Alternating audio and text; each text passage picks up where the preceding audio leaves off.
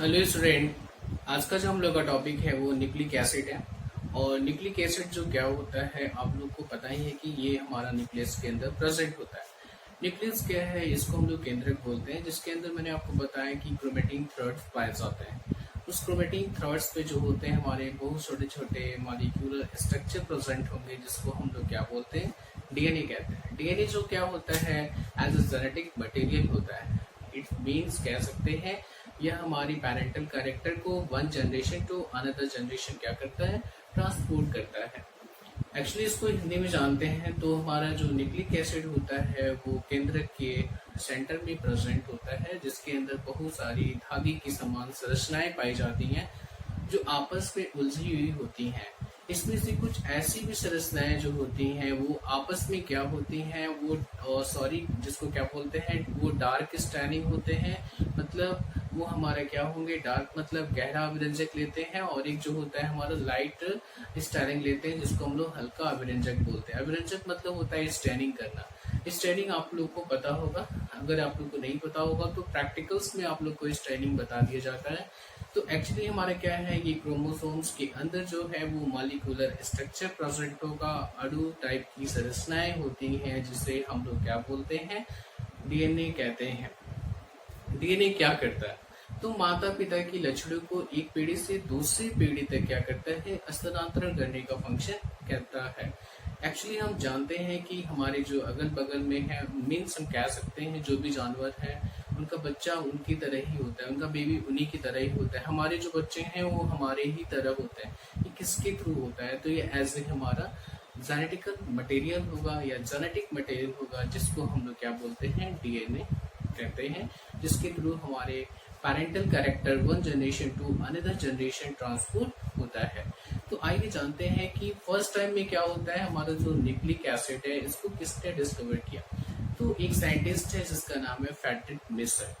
Friedrich Miescher ने क्या देखा, तो जो पस सेल्स होता है, पस सेल्स आप जानते होंगे, जो मुआज होता है, उस पस सेल्स में क्या देखा उन्होंने, उसके अंदर से न्यूक्लियस को निकाला, और न्यूक्लियस को निकालकर उस न्यूक्लियस के अंदर से एक और भी पदार्थ को निकाला, जिसको नाम क्या दिया उन्होंने, न्यूक्लिन नाम दिया। यहाँ पे मैंने लिखा हुआ है कि फर्स्ट टाइम फ्रेडरिक मिशर ने 1869 में वो पर्सन से न्यूक्लियस को सेपरेट किया, पृथक किया, और करने के बाद एक पदार्थ निकाला जिसे क्या नाम दिया, उसे न्यूक्लिन नाम दिया।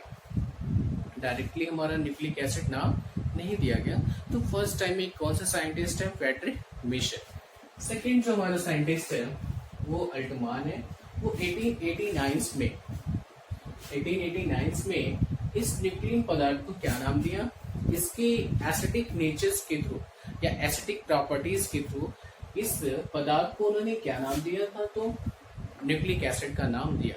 क्योंकि इसकी प्रॉपर्टीज क्या थी, कैसी प्रॉपर्टीज थी, तो एसिडिक प्रॉपर्टीज थी। एसिडिक प्रॉपर्टीज के थ्रू इसका नाम जो है वो न्यूक्लिक एसिड दिया गया। अब न्यूक्लिक एसिड में हमारा क्या है कि न्यूक्लिक एसिड जो होता है वो ऑर्गेनिक कंपाउंड होता है, कॉम्प्लेक्स ऑर्गेनिक कंपाउंड होता है, जटिल ऑर्गेनिक कंपाउंड्स होता है। तो ऑर्गेनिक कंपाउंड्स में ये हमारा जो है वो न्यूक्लिक एसिड जो है किससे बना होता है, तो न्यूक्लिक एसिड जो हमारा है वो पेंटोज शुगर, किससे बना होगा, पेंटोज शुगर, फॉस्फेट और नाइट्रोजनस बेसिस से मिलके बना होता है। अब ये क्या होता है, तो पेंटोज शुगर आपको पता है कि जो हमारे कार्बोहाइड्रेट्स होते हैं उसमें क्या होते हैं, हेक्सोजस शुगर होते हैं, पेंटोजस शुगर होते हैं। तो पेंटोजस शुगर की बात किया जाए तो पेंटोज शुगर्स में हमारे क्या आते हैं, तो पेंटोज शुगर्स में हमारे डीएनए आते हैं, आरएनए आते हैं। तो ये सब हमारे क्या हो जाएंगे, कार्बोहाइड्रेट्स के पार्ट्स होते हैं। तो एक्चुअली जो हमारा ये होगा, ये पेंटोज शुगर होगा, कितने कार्बन होंगे, 5 कार्बन होंगे, और इसमें फॉस्फेट होंगे। फॉस्फेट मतलब जिसमें फॉस्फोरिक एसिड प्रेजेंट होगा, और नेक्स्ट हमारा नाइट्रोजनस बेसिस होते हैं। नाइट्रोजनस बेसिस आपको पता है, अगर नहीं पता है तो मैं आपको बता देता हूँ कि नाइट्रोजनस बेसिस 2 टाइप्स के होते हैं। फर्स्ट तो हमारा इसमें ऐसे कर लेते हैं, एक होता है प्यूरिन बेसिस और एक होता है पिरिमिडीन बेसिस। प्यूरिन बेसिस और सेकेंड होगा पिरिमिडीन बेसिस। अब इस प्यूरिन्स में कौन कौन से आते हैं, तो इसमें हमारा आ जाएगा एडेनिन एंड सेकेंड जो होगा हमारा गुआनिन्स होता है। एडेनिन्स को हम पूरा लिख देते हैं एडेनिन और गुआनिन। अब इसमें बात किया जाए तो इसमें आता है हमारा साइटोसिन और यूरासिल। यूरासिल्स भी हो सकता है और एक और भी हमारा होता है जिसको हम लोग क्या नाम देते हैं, थाइमिन। क्या नाम देंगे, थाइमिन। तो ये हमारा जो होगा प्यूरिन बेसिस और ये हमारे होंगे पिरिमिडीन बेसिस। ये आपको थोड़ा लर्न करना पड़ता है, जिसके अंदर मैं आपको टाइप्स ऑफ जो न्यूक्लिक एसिड बताएंगे तो उसमें मैं आपको बताऊंगा। नेक्स्ट हम लोग का जो टॉपिक है वो types of nucleic acid. Actually nucleic acid जो होते हैं वो 2 टाइप्स के होते हैं। तो अगर बात किया जाए तो टाइप्स ऑफ न्यूक्लिक एसिड के कितने प्रकार होंगे, 2 प्रकार के होते हैं। तो न्यूक्लिक एसिड में हमारा फर्स्ट क्या होगा, वो डीएनए है। सेकेंड जो हमारा जो है वो आरएनए है। डीएनए की बात किया जाए तो अक्सर हम लोग वाइवा में जाते हैं तो बच्चों को यही पूछते हैं या बच्चों से यही पूछा जाता है कि एक्चुअली डीएनए का फुल नेम क्या होता है, आरएनए का फुल नेम क्या होता है, दोनों में डिफरेंस क्या होता है, आप मेरे को यही बता दो। तो बट इसमें मैं आपको बताऊंगा फर्स्ट टाइप में आपको क्या डिफरेंस बताना होगा कि इसके अंदर क्या होता है। ये डीऑक्सी राइबो न्यूक्लिक एसिड होता है। अब डीऑक्सी राइबो न्यूक्लिक एसिड क्यों कहते हैं, क्योंकि इसके अंदर से एक ऑक्सीजन को रिप्लेस कर दिया जाता है। तो इसका जो फॉर्मूला होगा वो क्या होगा, C5H10 और वो जो होता है 4 है, क्योंकि इसके अंदर से एक ऑक्सीजन को क्या करते हैं हम लोग रिप्लेस कर देंगे, क्योंकि उसको आरएनए के अंदर हम लोग क्या करते हैं ऑक्सीजन को ऐड कर लेंगे। तो यहाँ पे इसका जो फॉर्मूला हो जाएगा वो क्या होगा, डीऑक्सी राइबो न्यूक्लिक एसिड।